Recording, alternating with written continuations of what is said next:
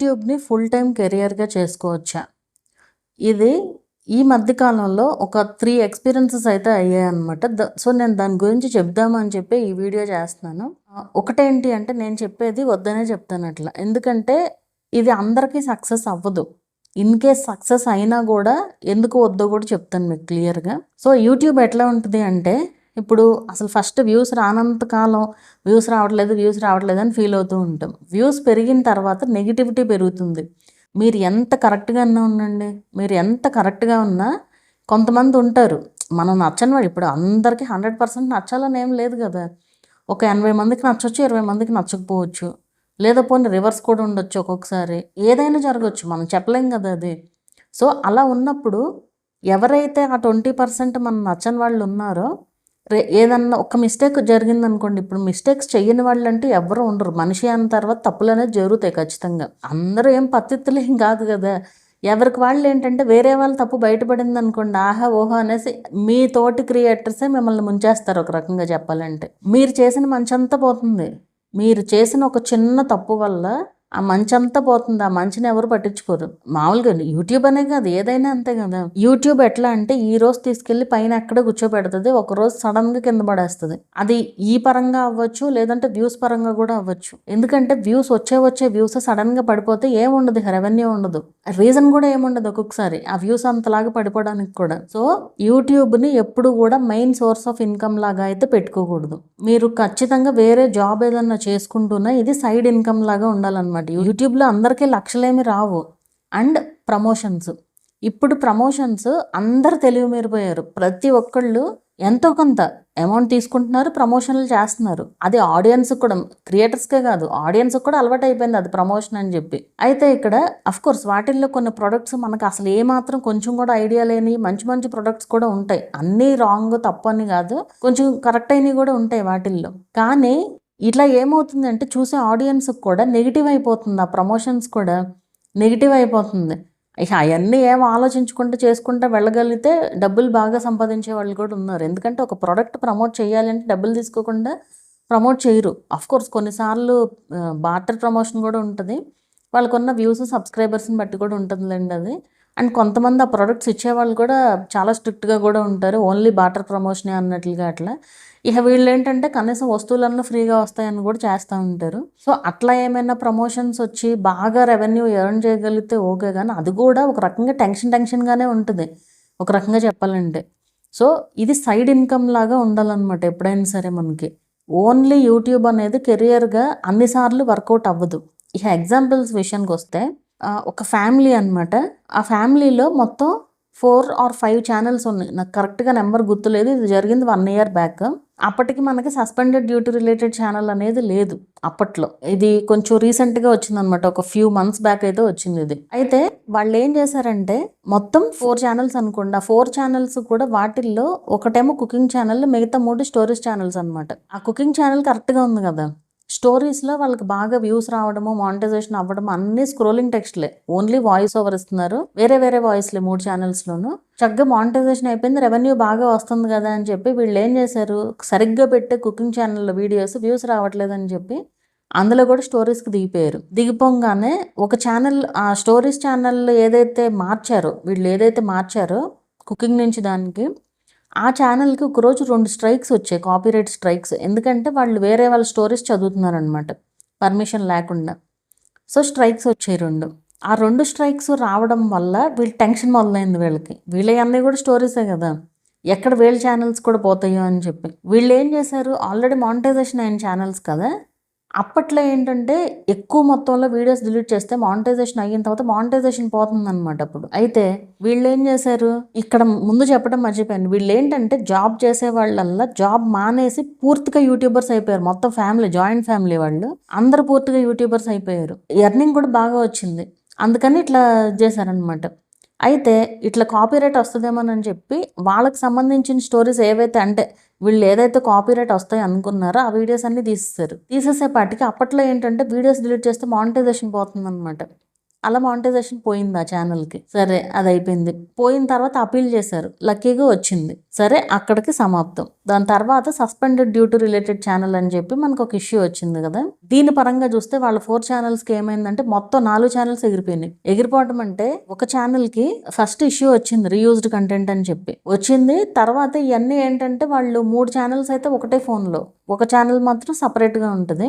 So ఒక్కొక్క channel పోతూ first reused content ఒక ఛానల్కి వచ్చింది. దాని తర్వాత మిగతా అన్ని కూడా suspended due to related channel అని చెప్పొచ్చి మొత్తం 4 ఛానల్స్ పోయినాయి. ఇప్పుడు 4 ఛానల్స్ మానిటైజేషన్ అవ్వాలి అంటే ఫస్ట్ ఛానల్ అవ్వాలి. అట్లా వాళ్ళకి మళ్ళీ మానిటైజేషన్ అవ్వడానికి ఈజీగా 6 months పట్టింది. కాకపోతే స్టోరీస్ కాబట్టి ఫాస్ట్గా అయిపోయింది. మొత్తం ఫేస్ వీడియోస్ చేశారు అందరూ. తర్వాత అట్లా అయ్యింది మానిటైజేషన్. అది కూడా వాచ్ అవర్స్ వచ్చినాయి కాబట్టి అయ్యింది. ఇప్పుడు సరే 6 months పట్టింది. ఆ 6 months వాళ్ళ పరిస్థితి ఏంటి? మొత్తం దట్టు జాయింట్ ఫ్యామిలీ అన్నప్పుడు పిల్లలు ఉంటారు, అన్నీ ఎలా ఉంటుంది సిచ్యువేషన్ ఒకసారి ఆలోచించండి. ఇవన్నీ వాళ్ళు చెప్తుంటే నాకైతే అసలు ఎంతలాగా అనిపించిందో అనమాట అసలు. అండ్ మళ్ళీ ఇంకొకళ్ళు మొత్తం 2 ఛానల్స్ ఉన్నాయి. ఒక ఛానల్ వచ్చేసి ఎప్పుడో కాపీరైట్ స్ట్రైక్ కింద ఎప్పుడో పోయిందంట. ఆ ఛానల్ టర్మినేట్ అయిపోయింది. అది డిలీట్ చేయలే వాళ్ళు, అది ఫోన్లోనే ఉంది, ఆ ఛానల్ ఫోన్లోనే ఉంది. ఇప్పుడు ఏమైందంటే ఎప్పుడో 7 years నుంచి మానిటైజేషన్ అయ్యి ఎవ్రీ మంత్ రెవెన్యూ తీసుకుంటున్న ఛానల్లో ఇప్పుడు డిమానిటైజ్ అయింది ఆ ఛానల్. ఒక channel first suspended due to related channel, first reused వచ్చింది ఆ ఛానల్కి. ఫస్ట్ రీయూజ్డ్ వచ్చిన తర్వాత రెండో ఛానల్ ఉంది కదా, అది suspended due to related channel అని డిమానిటైజ్ అయింది. అయితే ఈ ఫస్ట్ ఛానల్ ఏదైతే రీయూజ్డ్ వచ్చిందో అది రీఅప్లై చేశారు. రీఅప్లై చేసినప్పుడు suspended due to related channel అని వచ్చింది. అప్పుడు ఇప్పుడు ఏమైంది, ఉన్న 2 channels suspended due to related channel అనే వచ్చింది, రీయూజ్డ్ లేదు అక్కడ. ఇప్పుడు రీయూజ్డ్ అని ఉంటే ఖచ్చితంగా ఇష్యూ రిజాల్వ్ అవుతుంది. But suspended due to related channel అని వచ్చింది కదా ఇక్కడ. Suspended due to related channel అంటే అది ఎప్పుడు అవుతుంది అంటే మీ ఆ ఫస్ట్ ఛానల్ అయితేనే ఇది అవుతుంది. ఇది దేనికి కనెక్ట్ అయ్యి ఉందో ఆ ఛానల్ మానిటైజేషన్ అయితేనే ఇది అవుతుంది. ఇప్పుడు ఇక్కడ ఏమైందంటే వాళ్ళకి ఆ కాపీరైట్ వచ్చి టర్మినేట్ అయింది కదా, దానివల్ల ఈ 2 ఛానల్స్ పోయినట్టు అయింది అనమాట. ఇప్పుడు పోయిన దాన్ని ఎక్కడి నుంచి తీసుకొస్తారు? కాపీరైట్స్ పడిన దాన్ని 7 days టైం ఉంటుంది మనకి వెనక్కి తెచ్చుకోవడానికి. స్ట్రైక్స్ వాళ్ళు తీసేస్తే వాళ్ళని రిక్వెస్ట్ చేస్తే. సో ఏమైంది అప్పుడు అక్కడ చూడండి. మరి ఇప్పుడు అసలు ఆ 2 ఛానల్స్కి మానిటైజేషన్ అవ్వదు, ఎందుకంటే రీయూజ్డ్ కంటెంట్ లేదు కదా. యూట్యూబ్ వాడు దీనికి ఏదో ఒక సొల్యూషన్ తీసుకొస్తే తప్ప అది మానిటైజేషన్ అవ్వదు. ఇప్పుడు వీళ్ళు కూడా ఓన్లీ యూట్యూబ్ పైన డిపెండ్ అయ్యి ఉన్న వాళ్ళు ఎవ్రీ మంత్ రెవెన్యూ వస్తుంది కదా అని కంటిన్యూ చేసుకుంటూ వచ్చారు. ఇప్పుడు ఏం చేయాలి అసలు? ఇప్పుడు ఇప్పటికే 6 months అయింది మానిటైజేషన్ పోయి. 2 times రీఅప్లై చేసిన తర్వాత నన్ను కాంటాక్ట్ అయ్యారు. ఏం చేయలేని situation suspended due to related channel అనేది. ఇంతలాగా ఇంతమంది ఇన్ని ప్రాబ్లమ్స్ ఫేస్ చేస్తుంటే మన వాళ్ళేమో ఏమన్నా చెప్పామనుకోండి, ఓ ఏదో కావాలని చెప్పేస్తున్నారు అనేసి ఫీల్ అయిపోతున్నారు. మనం తప్పు చేయనంత కాలం ఎవ్వరూ ఏమీ చేయలేరు, యూట్యూబ్ కూడా ఏం చేయలేరు. ఆ తప్పు మనం చేయకూడదని నేను నిన్ను వీడియోస్ చేసి పెట్టేది అండ్ మిమ్మల్ని వార్న్ చేసేది. నాకు ఏ ఉపయోగం లేదు, మీరు ఎలా పెట్టుకున్నా మీ ఛానల్స్ ఎట్లా పోతే నాకు ఎందుకు చెప్పండి, మీరు కరెక్ట్ వేలో వెళ్ళాలి అనేది నా టార్గెట్ ఉంటుంది. సో మీరు ఒరిజినల్ కంటెంట్ పెట్టండి, ఈ బాధలన్నీ లేకుండా ఉంటాయి. పెడితే ఏ ప్రాబ్లము ఉండదు. మీరు అప్పుడు కూడా ఇప్పుడు లేడీస్ కంటే ఎట్లాగట్లా నడిచిపోతుంది, అబ్బాయిలకి అలా కుదరదు. ఇది నేను ఇంకో ఎగ్జాంపుల్ చెప్తాను మీకు. ఇక్కడ టెక్ ఛానల్ ఉంటుంది ఒకళ్ళకి, అనవసరం పేర్లు ఎన్నో అనవసరం, ఏమీ తెలియదు, టెక్ ఛానల్ అని పేరు పెట్టుకుని మళ్ళీ గైడ్ చేస్తున్నారు. అండ్ వాళ్ళకి అసలు వ్యూస్ బీభత్సంగా వస్తాయి. ఏమీ తెలియని వాళ్ళకేమో వ్యూస్ ఇస్తున్నారు. క్రియేటర్స్ కూడా అట్లాగే ఉన్నారులేండి. ఎవరు ఏం చెప్తున్నారు, ఎవరు కరెక్ట్గా చెప్తున్నారు, ఎవరు రాంగ్ చెప్తున్నారు అని కూడా డిసైడ్ చేసుకోవాలని సిచ్యువేషన్లో ఉన్నారనమాట. అసలు ఏమీ తెలియదు, వాళ్ళు వచ్చి నన్ను డౌట్స్ అడుగుతూ ఉంటారు మామూలుగా. ఏంటి టెక్ ఛానల్ అంటే వాళ్ళకి టెక్ ఛానల్ ఉందా అన్న విషయం నాకు తెలుసు, అన్న విషయం వాళ్ళకి తెలియదు. అంత అంటే ఇప్పుడు ఒక మనిషి ఫేస్ చూసిన తర్వాత వాళ్ళ వాయిస్ వింటే మనకు అర్థమైపోతుంది కదా. కొన్ని వీడియోస్ కనపడతా ఉంటాయి కదా, తమ్నైల్స్ అయినా కనిపిస్తాయి చూసినప్పుడు. వచ్చి డౌట్స్ ఏంటి, ఇంత చిన్న డౌట్ కూడా తెలియకుండా అసలు వీళ్ళు టెక్ ఛానల్ పెట్టి ఎట్లా మేనేజ్ చేస్తున్నారు, అసలు ఇంతమంది మళ్ళీ వాళ్ళ మాట వింటున్నారు అనేసి నాకైతే అనిపిస్తూ ఉంటుంది. ఆ ఛానల్ కాక ఆ ఛానల్లో పెద్ద రెవెన్యూ ఏం రావట్లేదని చెప్పి రియాక్షన్ వీడియోస్ అనమాట. వీడియో ఉంటుంది, దాని గురించి మాట్లాడతాం అంతే. ఫేస్ వీడియో ఉంటుంది, వచ్చి అడిగితే నేను చెయ్యొద్దు అని చెప్పాను. అవి ఖచ్చితంగా ప్రాబ్లం అవుతుంది. ఎందుకు ప్రాబ్లం అవుతుంది అంటే కాపీరైట్స్ వస్తాయి.